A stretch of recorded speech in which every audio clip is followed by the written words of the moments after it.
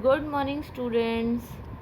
Today, I think this is the first day of class 8th, and I will be telling you and expressing you everything about chapter 2 क्योंकि जहाँ तक मुझे याद आता है I have completed chapter 1 and I think chapter 2 was going on. So I don't remember till where we have left and whatever we have finished, I don't remember that. So I will be starting the chapter again. So it is better that when we are doing this, you should be having your book in front of you and you should be reading as well as listening to me, so it will be easier for you to understand. Okay, so take out page 16, lesson 2, clouds, written by Intizar Hussain. I am reading and you will pay attention to both you will be listening to me as well as you will be reading the chapter. Okay, so I'm reading, just pay attention to it. Let's start. Intizar Hussain, born in 1923, is a famous writer from Pakistan who writes short stories and novels in Urdu and also columns for newspaper in English. इंतज़ार हुसैन, जो कि हमारे इस कहानी के writer हैं. हमारी कहानी का नाम है क्लाउड्स. क्लाउड्स तो आप लोगों को बहुत अच्छे से ही पता है क्या होता है. किसे कहते हैं क्लाउड्स? बादल को. ओके, अच्छा, तो इंतज़ार हुसैन जो थे वो he was a famous Pakistani writer from Pakistan. वो पाकिस्तान से बिलोंग करते थे और वहाँ के वो बहुत ही जाने माने राइटर थे जिनका जन्म 1923 में हुआ. उन्होंने कई सारी शॉर्ट स्टोरीज़ एंड नॉवेल्स लिखे जो कि उर्दू लैंग्वेज में थे. ऑब्वियसली वो पाकिस्तान से बिलोंग करते हैं तो वहाँ की लैंग्वेज में ही वो लिखेंगे. वहाँ की लैंग्वेज जैसे उर्दू है तो उन्होंने ये सारी चीज़ें उर्दू में लिखी थी. इसके अलावा he also columns for newspaper in English, और वो एक न्यूज़पेपर में एक कॉलम भी लिखा करते थे जो कि इंग्लिश में हुआ करती थी. He has received many awards in Pakistan, India and the middle east. उनके लिखने के वजह से ही वो जब लोगों में बहुत ज़्यादा प्रचलित होने लगे तो उन्हें कई सारे अवार्ड्स मिले जो कि कुछ पाकिस्तान से थे, कुछ इंडिया से थे और कुछ मिडल ईस्ट से थे. The seventh door and leaves are among his books translated into English. His Urdu short story Badal has been translated as Clouds by Raksanda Jalil. The present text is its edited version. Seventh door and leaves नाम से एक किताब उन्होंने लिखी थी जो कि बाद में उन्होंने उर्दू लैंग्वेज में लिखी थी, लेकिन लोगों में फेमस हुई. इसी वजह से इसे इंग्लिश में भी ट्रांसलेट किया गया जिससे कि ज़्यादा से ज़्यादा लोग पढ़ सके, क्योंकि सभी को तो उर्दू लैंग्वेज आती नहीं है. अभी जैसे हम लोग जैसे लोग, हम लोगों को उर्दू लैंग्वेज आती नहीं है. जो मुस्लिम्स हैं उन्हें शायद उर्दू लैंग्वेज आती होगी, लेकिन हमारे जैसे लोग जो हिंदू हैं, जो सिख हैं, जो ईसाई हैं, सभी लोगों को तो उर्दू लैंग्वेज आती नहीं है. हमारी जो लैंग्वेज है हम वो जानते हैं. मुस्लिम्स की लैंग्वेज है उर्दू, तो इसलिए वो उर्दू लैंग्वेज सीखते हैं प्लस जानते हैं. तो इसी तरीके से ये तो पाकिस्तानी राइटर थे, ये उर्दू में ही लिखा करते थे. लेकिन कुछ ऐसी किताबें जो बहुत ज़्यादा प्रचलित हुई, उनको ऐसा सोचा गया कि चलो जब उर्दू में ये इतनी प्रचलित हुई तो दूसरे लैंग्वेज में भी इसे लिखा जाए जिससे कि दूसरे भी इसका आनंद उठा सके. तो इसीलिए इसे इंग्लिश में भी ट्रांसलेट किया गया जिससे कि ज़्यादा से ज़्यादा लोग इसे पढ़े, समझे और इसका मज़ा उठाएं. इसी तरीके से उन्होंने हमारा ये जो चैप्टर है क्लाउड, जिसका उर्दू नाम था बादल, एक्चुअली में उन्होंने तो पाकिस्तानी राइटर है, उर्दू में उन्होंने लिखा तो इसीलिए इसका नाम था उस समय बादल. लेकिन जब बाद में इसे ट्रांसलेट किया गया इंग्लिश में, उसे ट्रांसलेट किया किसने? रक्षंदा जलील. रक्षंदा जलील जो थी वो इसकी ट्रांसलेटर थी. तो उन्होंने जब इसे इंग्लिश में ट्रांसलेट किया तो तब इसका नाम भी बादल से चेंज होकर हो गया क्लाउड्स, जिसके बारे में हम अब आगे पढ़ेंगे. मैं पढ़ रही हूँ, आप लोग ध्यान देंगे. He wandered far in search of the clouds down winding path and alleys till he reached the old mud hut. There he turned on to the dirt track. He saw a grass cutter coming from the other direction. A bundle of freshly cut grass balanced on his head. He stopped the man and asked, "Have you seen the clouds there?" Clouds? The grass cutter was amazed, as though he had been asked the most peculiar question. Yes, cloud. यहाँ पे हमारा जो main व्यक्ति, जिसे main character कह सकते हैं, जिसका नाम अभी इन्होंने ओपन नहीं किया है, बाद में बताएंगे। तो यहाँ पे एक छोटा सा बच्चा है जो क्लाउड्स की सर्च में है। Wandered far in search of the cloud. यहाँ पे वैंडर्ड से मतलब है रोम्ड अबाउट। रोम्ड अबाउट का मतलब क्या होता है? इधर उधर घूमना, किसी की तलाश में। तो ये जो बच्चा है ये तलाश कर रहा है। किसकी तलाश कर रहा है? क्लाउड्स की। क्लाउड्स यानी बादल। तो ये बच्चा जो है ये बादल की तलाश में इधर से उधर घूम रहा है। Winding the path analyse. अच्छा, विंडिंग यानी जिगजैग पाथ। जिगजैग पाथ मतलब अभी जैसे हम लोग शहरों में रहते हैं तो हमारी जो रोड रहती है सीधी रहती है, लेकिन गांव में कैसी रहती है? एकदम एज अ जिगजैग, मतलब जैसे स्नेक चलता है round and round, curve round ऐसे मूव करता है। बिल्कुल गांव की जो सड़कें होती हैं वो इसी तरीके से जिगजैग में विंडिंग पाथ में रहती है। और गांव की सड़कों में ये नहीं रहता है, मतलब हमारे यहाँ जैसे शहरों में रोड में पीच यूज़ किया जाता है, डांबर यूज़ किया जाता है, ब्लैक कलर की रोड रहती है। लेकिन गांव में कच्ची सड़क रहती है, यानी मिट्टी की सड़क या मुरम जो होता है उसकी सड़क, जो कि ज़्यादातर वहाँ पे कच्चे रास्ते रहते हैं। पक्के रास्ते यानी जो रोड बनाए जाते हैं, लेकिन वहाँ पे रोड नहीं रहती हैं, गलियाँ रहती है, आड़ी टेढ़ी मेढ़ी इस टाइप से। तो उसे कहा जाता है विंडिंग पाथ। तो ऐसे विंडिंग पाथ में वो लड़का चलते चलते चले जा रहा है। अच्छा, ये जो विंडिंग पाथ है एंड एलाइज यानी नैरो लेन, यानी जैसे सकरे रास्ते, मतलब बहुत ही छोटे रास्ते, मतलब एक साइकिल गुजर जाए तो एक आदमी को खड़ा होना पड़े, ऐसे पतले पतले रास्ते। तो ऐसे गलियों वाले रास्ते में ये लड़का क्लाउड्स को ढूंढ रहा है। Till he reach the old mud हट। और तब तक वो ढूंढता जाता है जब तक कि उसे एक मड हट नहीं मिलता है। मड यानी कादा या मिट्टी कह सकते हो, गीली मिट्टी, जहाँ पे जो मिट्टी जो है वो गीली है और कीचड़ जैसा है, ठीक है। तो उस टाइप की मिट्टी की बनी हुई एक बहुत ही पुरानी सी छोटी सी झोपड़ी है। वहाँ तक जब तक वो नहीं पहुँच पाता है तब तक वो इधर उधर ढूंढता है। जैसे ही वो वहाँ पहुँच जाता है तब वो जाके वहाँ पे रुकता है। Then he turned on to the dirt track. He saw a grass cutter coming from the other direction. उसके बाद वहाँ से वो फिर से और एक रास्ते में, जो कि बहुत ही धूल भरी हुई थी, उस रास्ते में वो आगे बढ़ता है, मुड़ के उस रास्ते में बढ़ता है।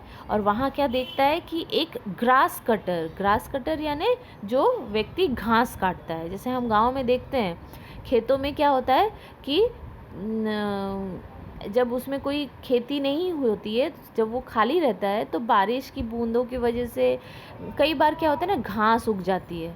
तो ये जो घास को काट के जो लोग हैं वो अपने घरों में, सभी के घरों में गाय भैंस बकरी ये सब रहता ही है, तो ये जो घास वो काटते हैं, इस घास को काट के वो अपने जो घर में जो पशु रखे हुए हैं उनको दिया जाता है। तो ऐसे ही एक घास काटने वाला व्यक्ति अपने सर में घास काटकर उसकी गठरी लेकर एक दूसरी डायरेक्शन से उसी डायरेक्शन में आ रहा था जिस डायरेक्शन में ये लड़का चलते हुए जा रहा था। A bundle of freshly cut grass balanced on his head.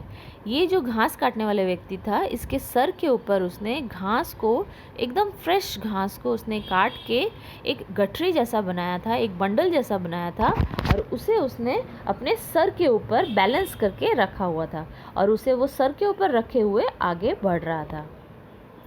He stopped the man and asked, "Have you seen the clouds there?" Clouds? The grass cutter was amazed, as though he had been asked the most peculiar question.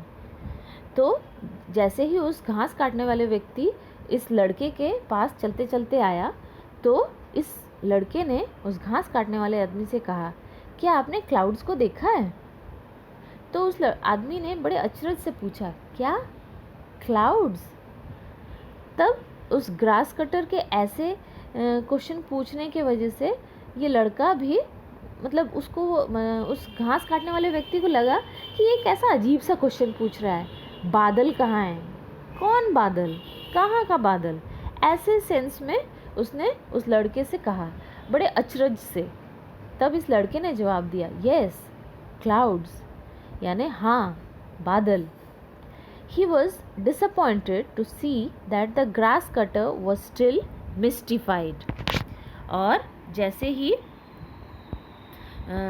उसने मतलब कहा, जैसे ही मतलब उस लड़के ने जवाब दिया कि हाँ क्लाउड्स, तब ग्रास कटर ने बड़े अजीब तरीके से और मतलब उसका आंसर से ये लड़का खुश नहीं हुआ। He was disappointed to see that grass cutter was still मिस्टिफाइड।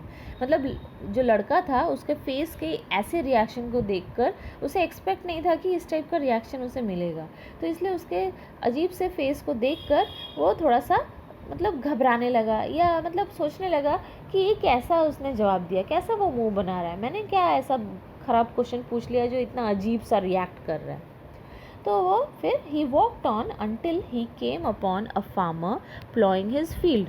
तब उस लड़के ने उसका जवाब का और मतलब नहीं इंतज़ार किया और फिर वो आगे बढ़ गया। उसका ऐसा रिएक्शन था कि उसने जवाब नहीं दिया, लेकिन अपने मुंह के रिएक्शन से उसको समझा दिया इस लड़के को कि उसको नहीं पता है।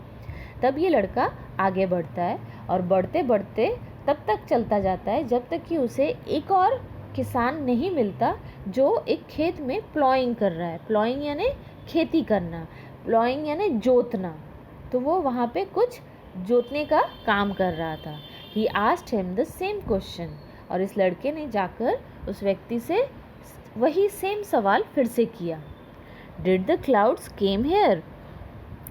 The farmer too couldn't make sense. The farmer too couldn't make sense of the question clouds.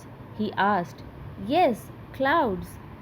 तब फार्मर ने जैसे ही मतलब ऐसा क्वेश्चन उसने सुना इस लड़के के मुंह से, तो उसने बड़ा अजीब सा रिएक्शन दिया। उसको समझ में नहीं आया कि ये कैसा सवाल पूछा उसने, क्या क्लाउड्स? उसने फिर से रिएक्ट करते हुए पूछा। मतलब लड़के ने उससे पूछा, क्या क्लाउड्स यहाँ पे आए थे? तो फार्मर ने कहा, मतलब उसको सेंस में समझ में नहीं आया कि ये कैसा सवाल पूछा उसने। तो उसने फिर से पूछा, क्लाउड्स? क्लाउड्स के बारे में पूछ रहे हो? तो उस लड़के ने जवाब दिया, yes clouds. He was asking after the clouds like a man who has lost a child and ask wayfarers if they have seen a child wandering. और इस लड़के ने भी ऐसे सेंस में उस आदमी से पूछा कि क्या तुमने क्लाउड्स देखा है? तो उसको लगा जैसे मतलब उस फार्मर को लगा जैसे ये लड़का कौन सी क्लाउड की बात कर रहा है, कोई इंसान है, कोई बच्चा है जिसका नाम क्लाउड है, क्या कोई बच्चा घूम गया है, या कोई राह चलता आदमी है जिसका नाम ये पूछ रहा है। तो इसीलिए वो थोड़ा सा कंफ्यूज हो गया और उसने फिर बोला, तुम किसके बारे में बात कर रहे हो? ये मतलब क्या पूछना चाह रहे हो? ये क्या कोई बच्चा है या कोई ट्रैवलर है, या तो फिर कोई ऐसा इंसान जो घूम गया है रास्ते में, ऐसे इंसान के बारे में पूछ रहे हो? तो तब इसने कहा, if they have seen a child wandering, perhaps the clouds too were lost children and he was going around asking people about them, but no one could give him a satisfactory answer. तो इस लड़के ने हर राह चलते इंसान से इसी तरीके से क्वेश्चन पूछा और ऐसे पूछा कि सब लोगों को ये नहीं लगा कि एक्चुअल में ये कोई बादल के बारे में बात कर रहे हैं जो आसमान में उड़ते हैं। उनको सबको लगा कि जैसे क्लाउड कोई राह चलता आदमी है या कोई बच्चा है जो घूम गया है और ये लड़का उसके बारे में पूछ रहा है। तो इसीलिए किसी से भी इस लड़के को सेटिस्फैक्ट्री आंसर नहीं मिला। मतलब हर कोई अजीब सा रिएक्ट करने लगा, लेकिन किसी ने उसको सही आंसर नहीं दिया।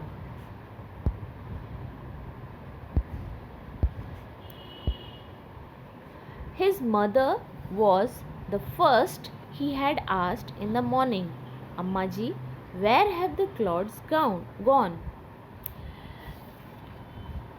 अब ये तो था हमारा स्टार्टिंग का पोर्शन जिसमें बच्चा जो है वो निकल गया है और वो पूछ रहा है, लेकिन ये चीज़ कब से शुरू हुआ? सुबह से शुरू हुआ। कब शुरू हुआ? सुबह से, जब उसकी माँ जो थी उसने उसे स्टार्टिंग में मॉर्निंग में पहली बार उठाया, तब ये क्वेश्चन उस बच्चे ने अपनी माँ से सबसे पहले पूछा। His mother was the first he had asked in the morning, यानी जब वो नींद से सुबह उठा, जागा, तो उसने सबसे पहला यही वाला प्रश्न सबसे पहले अपनी माँ से पूछा कि Amma ji where have the clouds gone. और उसने अपनी मम्मी से पूछा कि अम्मा जी कहाँ गए वो सारे क्लाउड्स। Who's gone where? अम्मा जी said, as if he had asked an exceptionally stupid question.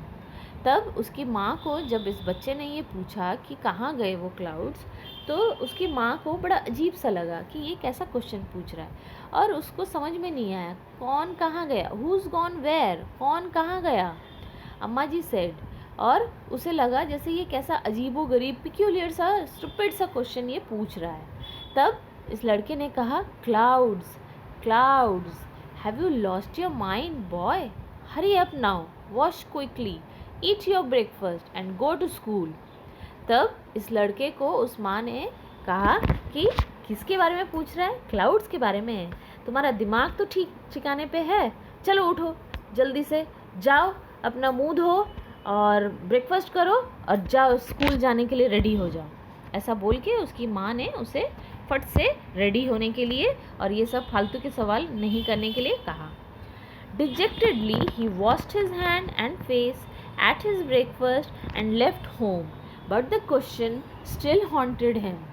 लेकिन उसने जब उसकी मम्मी ने उसको कोई सेटिस्फैक्ट्री आंसर नहीं दिया, उल्टा उसको डांट के तैयार होने के लिए जब बोला, तो वो बड़े दुखी मन से उठा। हाँ, उसके बाद उसने फिर अपने हाथ मुंह धोए, फिर उसने अपना ब्रेकफास्ट किया और फिर घर छोड़ के वो निकल गया।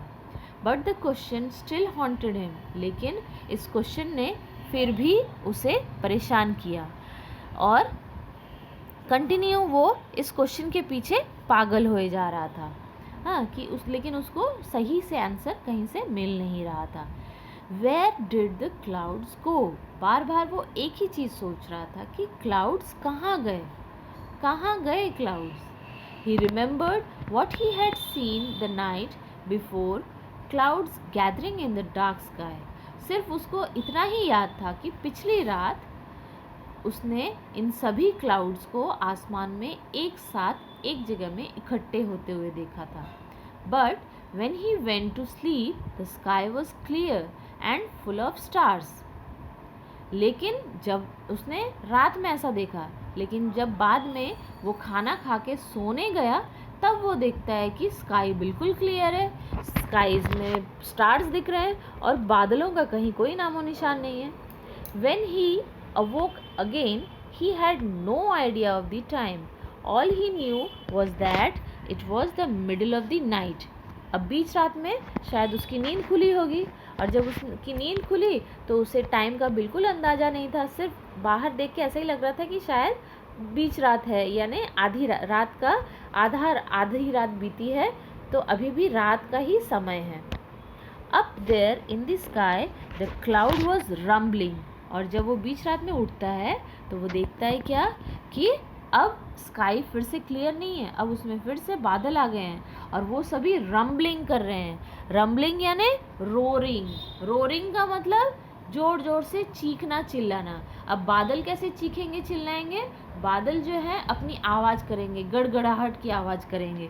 तो बहुत ज़ोरों से आसमान में ये सभी बादल एक साथ एक जगह में इकट्ठे हो गए और बहुत ज़ोरों ज़ोरों से गड़गड़ाने की आवाज़ आने लगी। In the occasional flashes of lightning, they were dense and black. और जब बादल गरजने लगे उस समय बीच बीच में बिजली भी कड़कने लगी, और बिजली जब कड़कती तो एकदम से उजाला होता और फिर एकदम से घना अंधेरा छा जाता।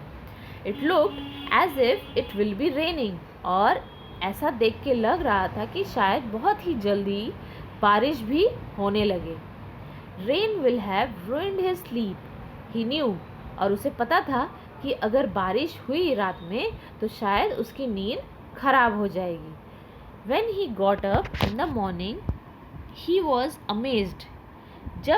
लेकिन दूसरे दिन, अगले दिन जब वो नींद से उठा, जागा, तो उसने देखकर बहुत अजीबोगरीब उसको ख्याल आया, बहुत अजीब सा लगा उसे। क्यों? The sky was clear and empty.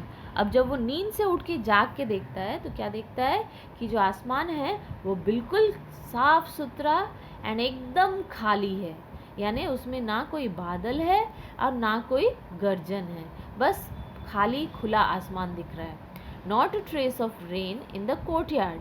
फिर वो अपने घर के कोर्टयार्ड यानी लॉन एरिया माने जैसे घर के पीछे के हिस्से में कई लोग क्या करते हैं कि गार्डन बनाते हैं, कई लोग सामने की तरफ बनाते हैं, कई लोग पीछे की तरफ बनाते हैं। तो यहाँ पे कोर्टयार्ड से मतलब है लॉन, जो कि पिछले हिस्से में बनाया गया है। तो वो वहाँ पे जाके देखता है कि क्या देखता है कि कहीं पे कोई भी बारिश की बूंदाबांदी के कुछ भी निशान नहीं है, ना आसमान में कुछ आवाज़ है, ना आसमान में कुछ बादल दिख रहे हैं। He was surprised and सैडन्ड।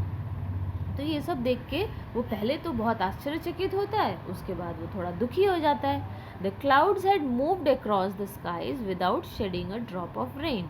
और दुखी इसीलिए होता है क्योंकि वो सोच रहा था कि रात में इतना ज़ोर ज़ोर से मेघ गरज रहे हैं तो इसका मतलब शायद पक्का बारिश होगी, लेकिन जब सुबह उठ के देखता है तो देखता है बिल्कुल आसमान साफ है और कहीं पे कोई बूंदाबांदी नहीं हुई है। तो यही चीज़ को देख के वो थोड़ा दुखी हो जाता है। And it saddened him to think that he had fallen asleep.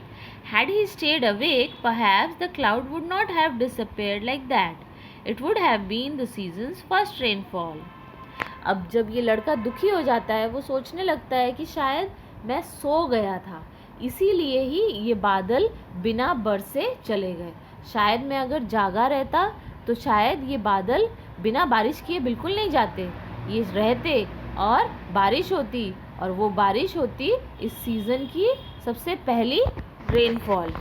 तो इसीलिए वो इसलिए दुखी ज़्यादा होने लगा कि उसे लगा कि शायद उसके सो जाने की वजह से बादल जो हैं वो चले गए उसे छोड़कर।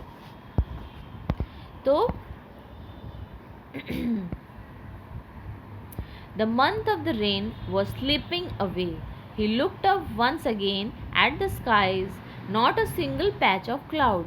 The sun beat down on his head from a clear sky. अब जिस समय ये बारिश की घटना हुई उस समय बारिश का ही मौसम था, लेकिन ऐसा होता है ना कि जैसे गर्मी के मौसम में गर्मी होती है, सर्दी के मौसम में सर्दी होती है, उसी तरह बारिश का मौसम जब चालू होता है तो उसका मतलब हर समय बारिश होनी चाहिए। लेकिन अगर बारिश के मौसम पूरा निकल जाए और बारिश ना हो तो कैसा फील होगा? तो बिल्कुल उस लड़के को भी ऐसा ही फील हो रहा था कि बारिश का मौसम है लेकिन बारिश का कोई नामो निशान नहीं है। तो वो थोड़ा सा दुखी हो गया, बहुत ज़्यादा दुखी हो गया, जिसका मेन कारण था कि वो खुद सोचने लगा कि उसके वजह से शायद बारिश नहीं हुई, बादल शायद नाराज़ हो गए, वो सोया रह गया था इसीलिए। He looked up once again at the skies. फिर से वो एक बार फिर से आसमान की तरफ देखने लगता है। Not a single patch of cloud. और वो आसमान में देखता है कि एक छोटा सा सिंगल सा पैच भी नहीं दिख रहा है क्लाउड का। The sun beat down on his head from a clear sky.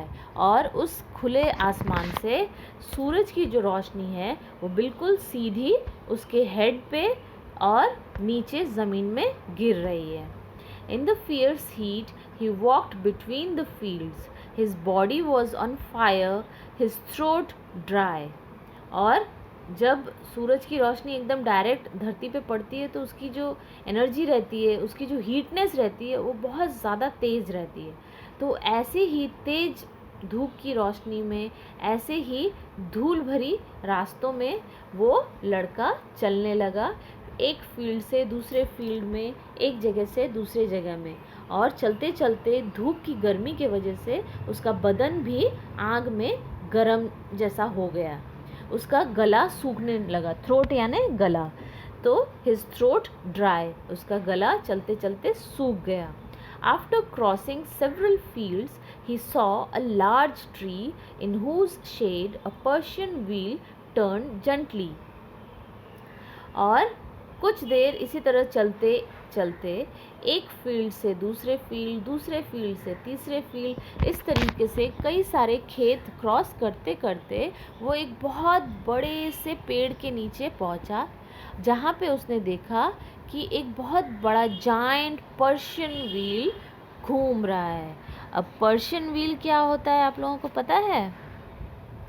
A Persian wheel एक ऐसा व्हील है जो पुराने समय में लोग अपनी खेती में यूज़ किया करते थे, जिसमें उस व्हील के साथ साथ बहुत सारी बाल्टियाँ जैसा स्ट्रक्चर या शायद बाल्टी ही बांध के बनाया गया होता है। और उसका काम होता है क्या कि कंटिन्यू वो व्हील घूमेगा और घूमते घूमते बाल्टी में पानी भरेगा और फिर वो पानी एक नहर के थ्रू खेतों में चला जाएगा। तो ये ऐसा ही ये पर्शियन व्हील वहाँ पे उस पेड़ के नीचे था और जो कि धीरे धीरे घूम रहा था, जैसा कि आपको यहाँ एक फ़ोटो दिया गया है। इस फ़ोटो में भी आप देख सकते हैं किस तरीके से एक व्हील घूम रहा है और उसके साइड में एक बाल्टी के आकार का ट्रायंगल शेप स्ट्रक्चर है, जिसमें से ऐसे घूम रहा है फ़ैन के डायरेक्शन में क्लॉकवाइज, और उसमें से पानी नीचे से भर रहा है और फिर वो गिर रहा है एक नहर के तरफ, और उस नहर के पास ही ये लड़का खड़ा है और उस पानी को पी रहा है। आपको दिख रहा है ये फ़ोटो? इसे कहा जाता है पर्शियन व्हील। तो क्लियर है आपको पर्शियन व्हील? अब आगे बढ़ते हैं। तो उस बड़े से एक पेड़ के नीचे एक शेड जैसा था। उस पेड़ इतना बड़ा था कि उसके शेड के नीचे एक ठंडक भरी हुई थी और साथ में ये पर्शियन व्हील घूम रहा था, जिसके पानी के वजह से वहाँ पे एक अजीब सी ठंडक थी। It was like he had reached an oasis in the middle of a desert. और उस लड़के को उस जगह पर पहुंचने के बाद ऐसा लगा जैसे कि वो एक ओएसिस के पास पहुंचा है। ओएसिस यानी पता है आप लोगों को क्या होता है?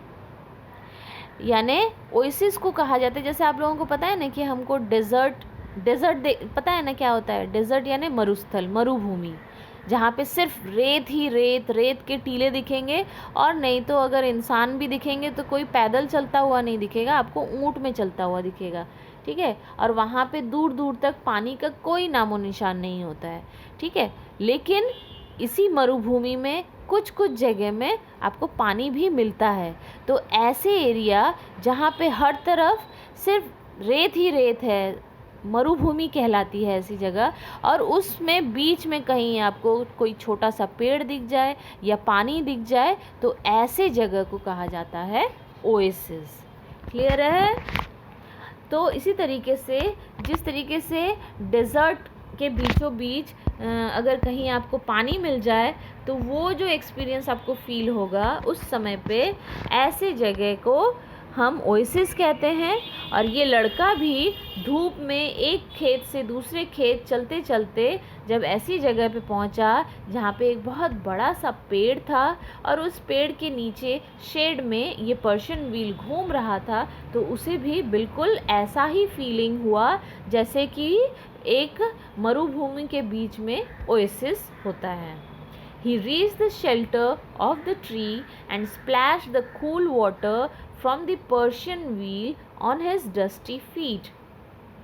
तो जैसे ही वो वहाँ पे पहुँचा तो उसने पेड़ के नीचे शेल्टर में थोड़ा सा आराम किया। उसके बाद फिर उसने उस पर्शियन व्हील के ठंडे ठंडे पानी को अपने फेस में डाला, अपने फेस को धोया, अपने पैरों को धोया जो कि बिल्कुल धूल से भरे हुए हो गए थे, और फिर उसने अपने हाथ मुंह धोए और फिर मन भर के उसने पानी पिया उस ओएसिस में से या उस पर्शियन व्हील में से। अच्छा, तो आज के लिए बस इतना ही। नेक्स्ट क्लास में हम अगले पेज यानी पेज 21 से कंटिन्यू करेंगे। तो bye for now, take care and just read the chapter thoroughly after finishing my this explanation. Okay, so आपको क्या कहानी फिर अच्छे से याद हो जाएगी। अगर आप एक बार रीडिंग कर लेते हैं तो ये आपके लिए बहुत अच्छा होगा कि आपको एग्ज़ाम टाइम में और फिर से रीडिंग करने की ज़रूरत नहीं पड़ेगी, आपको याद हो जाएगा कि कहानी क्या है। तो अगले दिन हम इसके आगे से पढ़ेंगे, यानी पेज नंबर 21 से आगे का कंटिन्यू करेंगे। Okay, then bye, have take care, have a nice day.